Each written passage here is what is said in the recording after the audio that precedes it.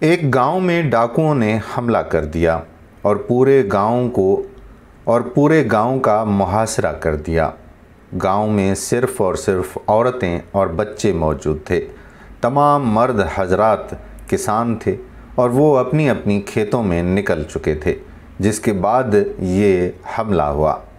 جب ڈاکوؤں نے دیکھا کہ کوئی مرد موجود نہیں تو انہوں نے ایک ایک گھر میں جا کر ان کی عورتوں کی عزت لوٹنا شروع کر دی۔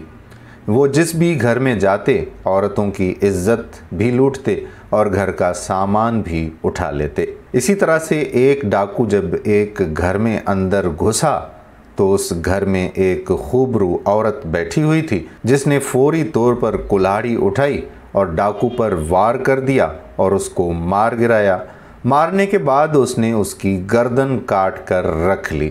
جب ڈاکوؤں نے تمام گاؤں کا محاصرہ ختم کیا اور سامان اور نقدی کیش وغیرہ اور سونا زیورات جتنے بھی تھے وہ لے کر بھاگ نکلے تو اس کے بعد ہر ایک عورت باہر میدان میں نکل آئی اور چلانے لگی اور اپنی اپنی روداد سنانے لگیں کہ کس طرح ان کی عزت لوٹی گئی اور ان پر کس کس طرح سے تشدد کیا گیا۔ یہ ہنگامہ گاؤں میں جاری ہی تھا کہ وہ عورت جس نے ایک ڈاکو کو مار گرایا تھا اور اس کی گردن کاٹ کر اس کا سر رکھ دیا تھا، وہ اس کے سر کو ایک ہاتھ میں اٹھائے باہر آ گئی۔ جب سب لوگوں نے دیکھا تو پوچھا کہ یہ کیا ماجرا ہے، تو اس نے کہا کہ ایسا کیسے ہو سکتا ہے کہ جیتے جی میری کوئی عزت لوٹ لے۔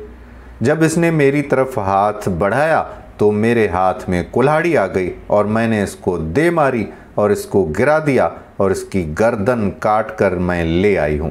میں اپنی عزت جیتے جی کسی کے حوالے کر نہیں سکتی، یا وہ مجھے مار دیتا یا میں اسے مار دیتی۔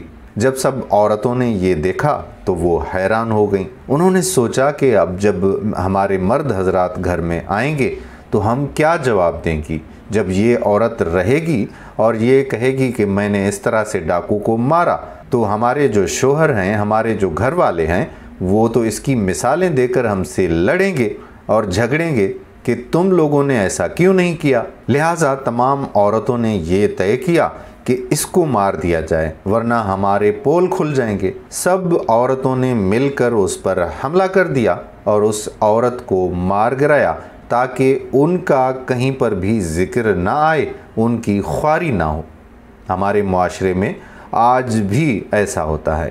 کوئی ایک ایماندار آدمی جب سامنے آ جاتا ہے تو اس ایماندار آدمی کے پیچھے سارے لوگ کتوں کی طرح پڑ جاتے ہیں تاکہ اس کو مار گرائیں تو ان کے پول نہ کھلیں اور ان کی کرپشن اور ان کی بددیانتی لوگوں کے سامنے نہ آ سکے۔ امید کرتے ہیں کہ ہماری بات آپ کو سمجھ ضرور آ گئی ہوگی۔ اگر ویڈیو پسند آئی ہو تو آپ پر یہ فرض بنتا ہے کہ اچھی باتیں دوسرے لوگوں کے ساتھ شیئر کرنی چاہیے، تو شیئر ضرور کیجیے گا۔